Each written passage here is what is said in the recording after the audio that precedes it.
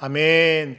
할렐루야. 주님의 은혜와 평강이 또 인도하심의 은혜가 이 새벽 주님 앞에 나와 예배한 우리 모두에게 또한 영상으로 예배한 우리 모두에게 가득하시기를 먼저 간절히 축원합니다. 오늘은 출애굽기 12장 1절에서 51절의 말씀을 가지고 이스라엘을 구원하신 하나님을 오늘도 기억하라. 이스라엘을 구원하신 하나님을 오늘도 기억하라 라는 제목으로 하나님의 말씀을 증거하도록 하겠습니다. 우리는 계속해서 출애굽의 말씀을 보고 있습니다. 하나님은 호렙산에서 모세를 부르셨고 모세에게 출애굽의 사명을 주셨습니다. 처음에 주저했던 모세였지만 결국 하나님의 명령에 순종하며 나아가게 되었습니다.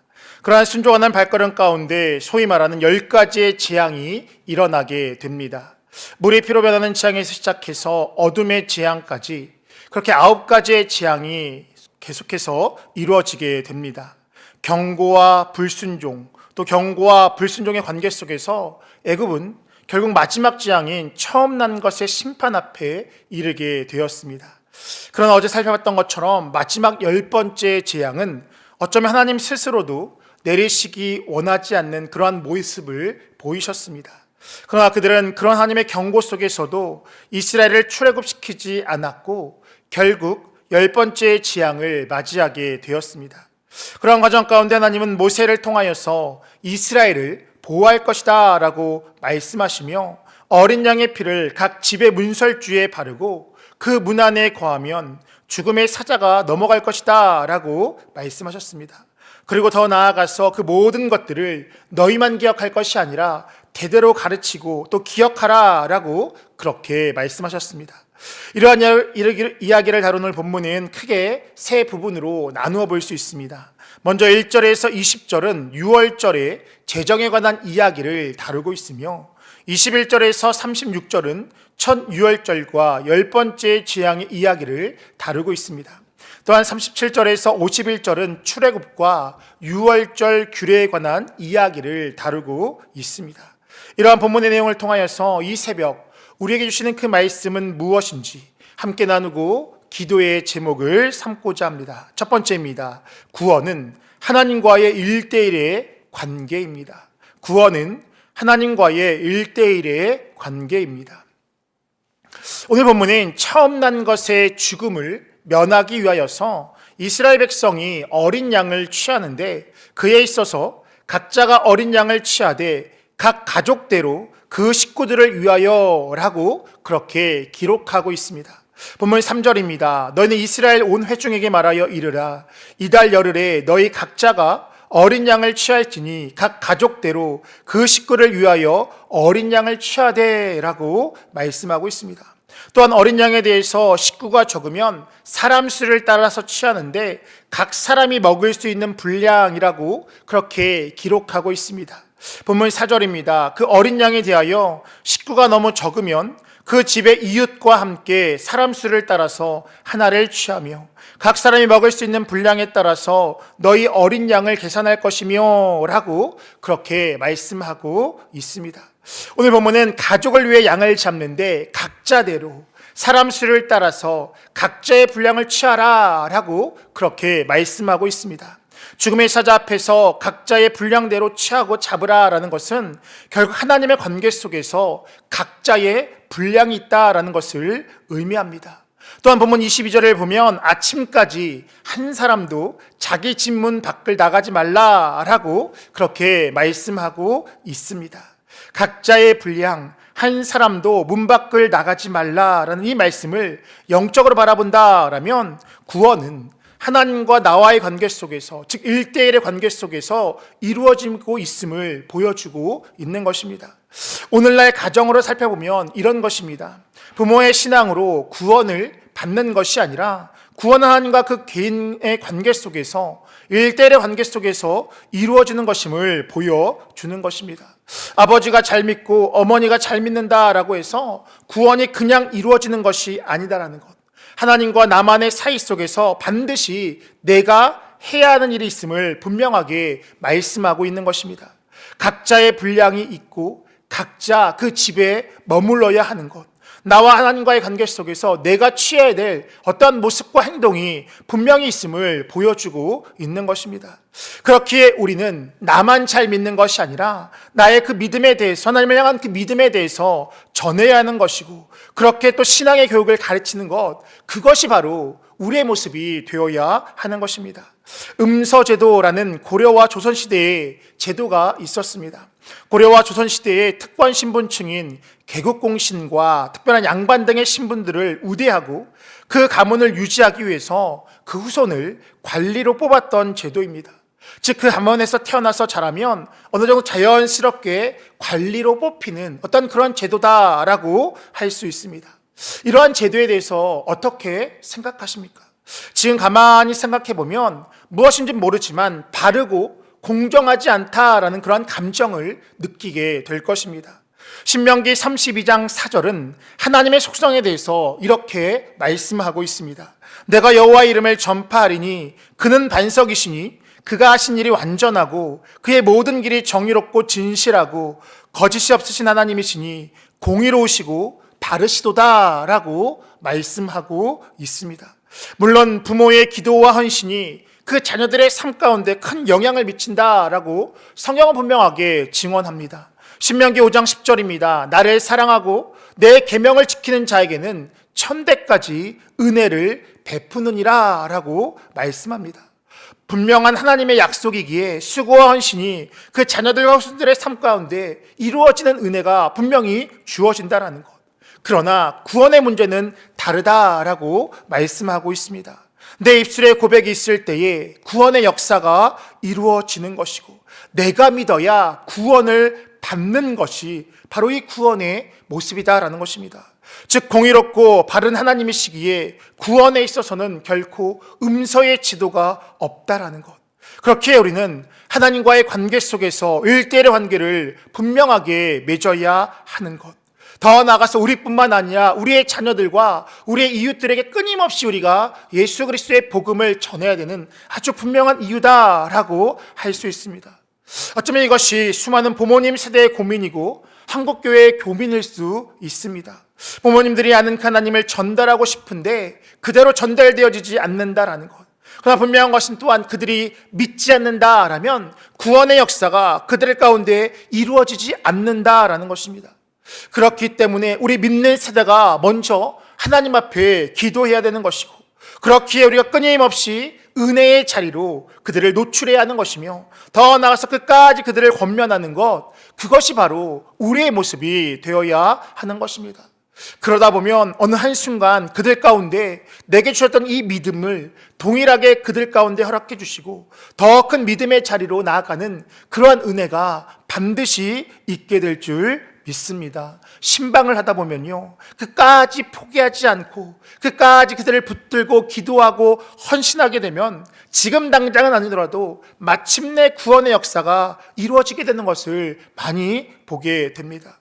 그렇게 우리가 할 일은 무엇입니까? 포기하는 것이 아니라 지금 당장은 아닐지라도 반드시 하나님의 구원의 역사가 있다는 이 사실을 믿고 끝까지 그들을 위해서 기도하고 더 나아가서 그들에게 주의 복음을 전하며 더 나아가서 은혜의 자리에 노출할 때에 반드시 그 가정 가운데 자녀들의 삶 가운데 우리 이웃들에게 구원의 역사가 반드시 일어나게 될 줄 믿습니다. 이 사실을 분명하게 기억하시고 하나님과 나와의 관계를 바로 갖고 더 나아가서 그들도 바로 맺게 함을 통하여서 구원의 역사를 누리며 나아가는 우리 모두가 되시기를 간절히 축원합니다. 두 번째입니다. 오직 예수님으로 인해 구원을 받습니다.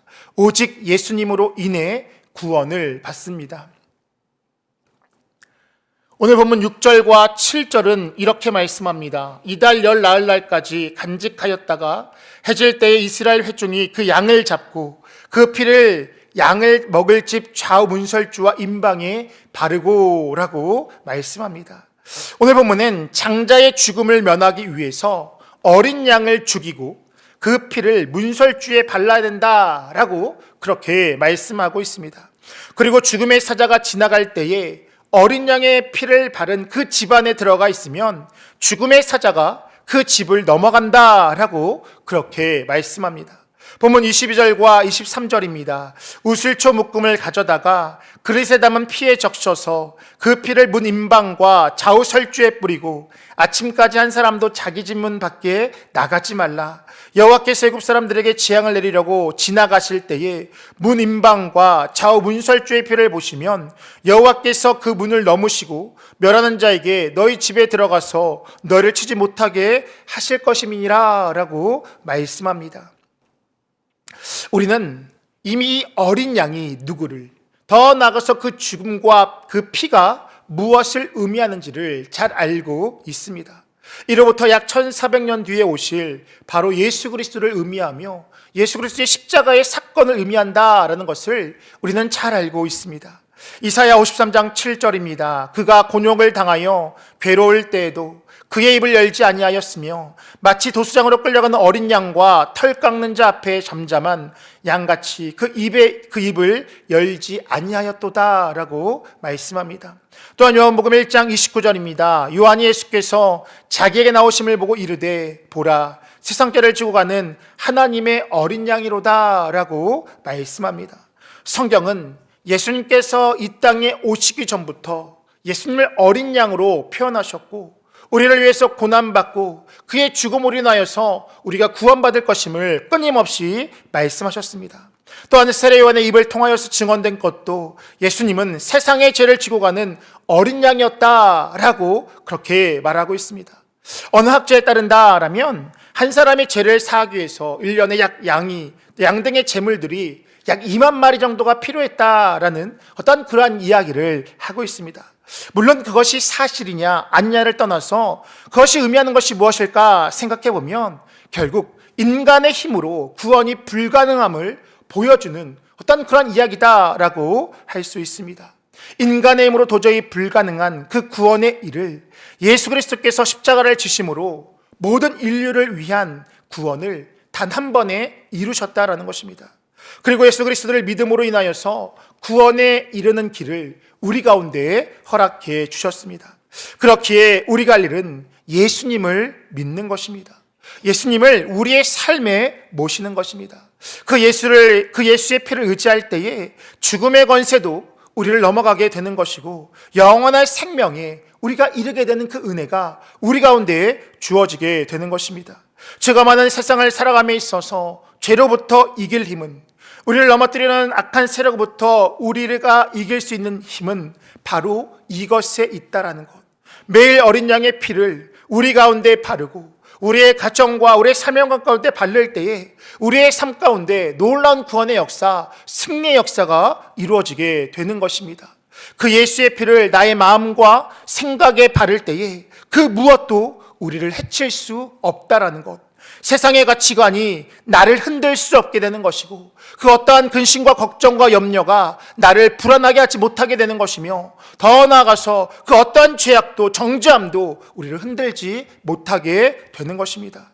예수님의 그 보혈의 피를 힘입을 때에 우리의 존재의 가치는 예수님의 목숨의 가치가 되는 것이고 예수님의 피를 힘입을 때에 우리는 그 어떠한 것으로부터 정죄함을 받지 않는 은혜가 주어지게 되는 것이며 예수님의 피를 힘입을 때에 세상의 가치를 넘어서는 영원한 생명과 은혜가 우리 가운데 주어지게 되는 것입니다.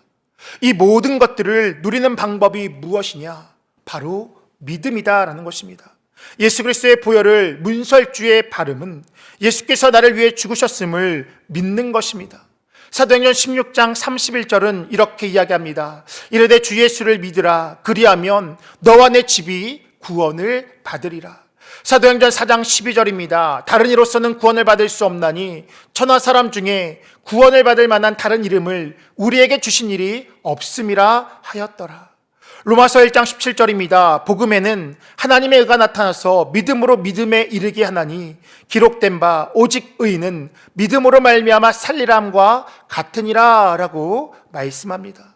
즉 무엇이냐?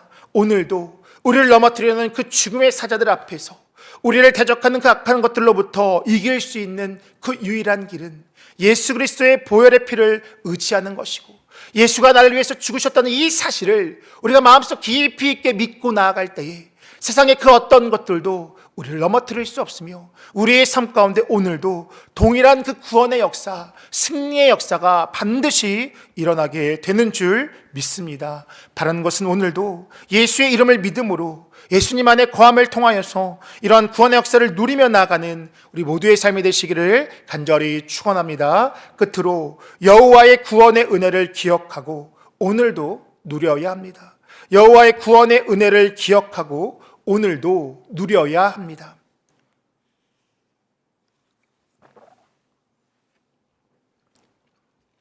오늘 본문 14절은 이렇게 말씀하고 있습니다. 너희는 이날을 기념하여 여호와의 절기를 삼아 영원한 규례대로 대대로 지킬지니라 라고 말씀합니다.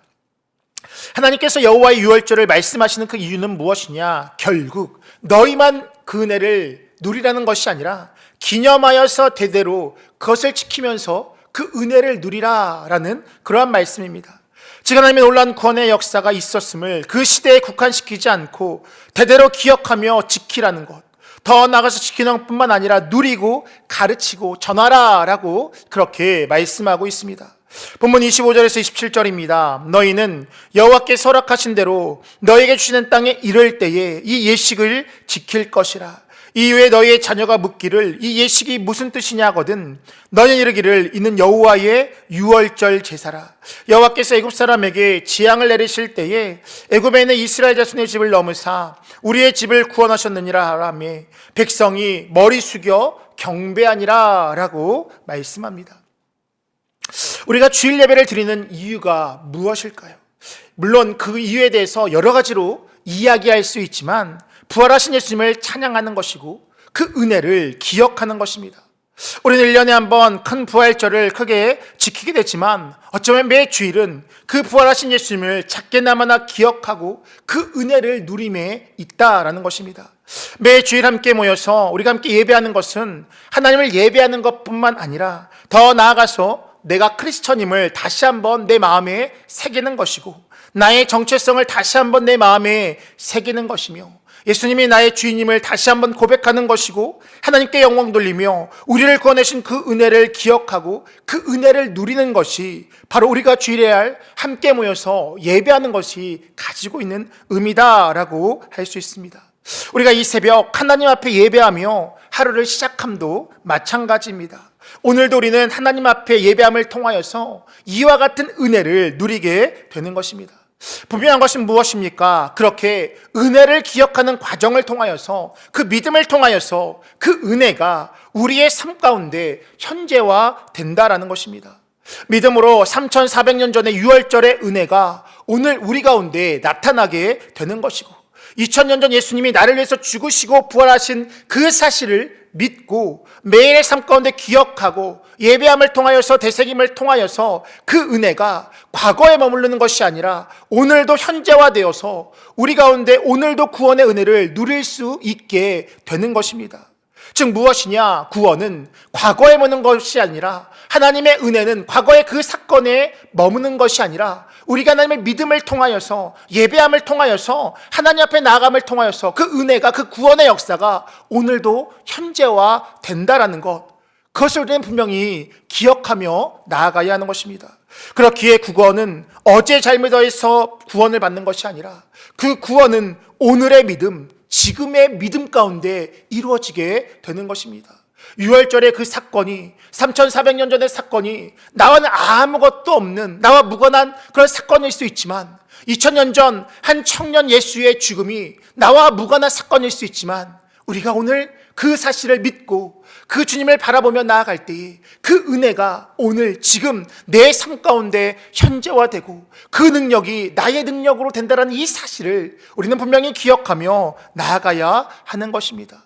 그렇기에 우리가 오늘도 필요한 것은 무엇이냐? 지금도 필요한 것이 무엇이냐? 그 예수의 사랑을 고백하며 나아가는 것이고 나를 위해서 십자가에 주신 그 은혜를 다시 한번 기억하며 나아갈 때에 그 은혜가 바로 현재화되어서 오늘의 삶 가운데 승리의 역사가 동일하게 나타나게 된다라는 것입니다. 존 웨슬리의 목사님 말씀처럼 어제도 구원받았고 오늘도 구원받아야 하는 것입니다. 오늘도 구원받는 그것은 무엇이냐? 예수를 나의 주님으로 고백하는 것이고 오늘도 하나님 앞에 머물며 하나님 앞에 예배하는 삶을 살아가는 그 삶의 모습인 줄 믿습니다. 현재 구원에 이르는 그것은 오늘도 변함없이 예수님을 나의 주님으로 고백하는 것이고, 그 은혜를 누리는 방법은 지금도 그 은혜를 기억하고 하나님 앞에 감사를 고백하는 그때에 그 감격의 은혜가, 동일한 놀라운 역사가 우리의 삶 가운데 오늘도 우리의 주어진 삶 가운데 동일하게 이루어지게 되는 줄 믿습니다. 바라는 것은 믿음으로 구원에 이르고 그 은혜를 기억함을 통하여서, 그 은혜를 감사함을 통하여서 그 감격의 은혜를 오늘도 누리며 살아가시는 우리 모두의 삶이 되시기를 간절히 축원합니다. 기도하겠습니다. 우리의 구원자 되시는 참 좋으신 하나님, 오늘도 주님 앞에 나와 예배하며 하루를 시작하게 하시니 참으로 감사를 드립니다. 오늘도 하나님께서 베푸시는 풍성한 은혜와 복을 누리게 하여 주시되, 오늘도 예수께서 나의 주인 되심을 고백하며 그 은혜 가운데 감사를 고백하며 나아가는 우리 모두가 되어줄 수 있도록 인도하여 주시옵소서. 그리하여서 3300년 전 저 이스라엘 역사 가운데 행하셨던 그 유월절의 놀라운 역사, 2000년 전 나를 위해서 죽으신 예수 그리스도의 부활의 역사가 우리의 삶 가운데 동일하게 이루어짐을 통하여, 그 능력과 그 승리가 오늘도 우리의 삶 가운데 이루어짐을 통하여 그 하나님의 역사를 경험하며 나아갈 수 있는 우리 모두가 되어줄 수 있도록 인도하여 주시옵소서. 그리하여서 우리의 삶 가운데 그 승리를 경험하게 하여 주시고, 더 나아가서 우리의 삶 가운데 그 예수 그리스도의 사랑을 전하며 나아갈 수 있는 우리 모두가 되어줄 수 있도록 인도하여 주시옵소서. 이 새벽에도 주님 앞에 나올 때 귀한 예물 드린 자들이 있습니다. 드린 손길 복되게 하여 주시고, 간절한 기도 응답되어지는 놀라운 역사를 누리며 나가는 복된 발걸음 되어줄 수 있도록 인도하여 주시옵소서. 오늘 한날의 삶 가운데에서도 우리 광님의 모든 것들의 가정과 직장과 삶의 터전을 지켜보아 주시며 함께하여 주셔서 악한 것들 일절 틈타지 못하도록 인도하여 주시고, 여호와의 영광에 승리하며 나가는 한날의 삶 되어줄 수 있도록 인도하여 주시옵소서. 특별히 진행되고 있는 장로 세미나 가운데도 함께 해주셔서 모든 일정들이 은혜 가운데 잘 맞춰지게 하여 주시고, 또한 저녁에 있을 CU7 신학 가운데 함께 해주셔서 광림의 건축들이 함께 모여 하나님을 예배하며 나아갈 수 있는 우리 모두가 되어줄 수 있도록 인도하여 주시옵소서. 감사드리며 예수님의 이름으로 기도하옵나이다. 아멘.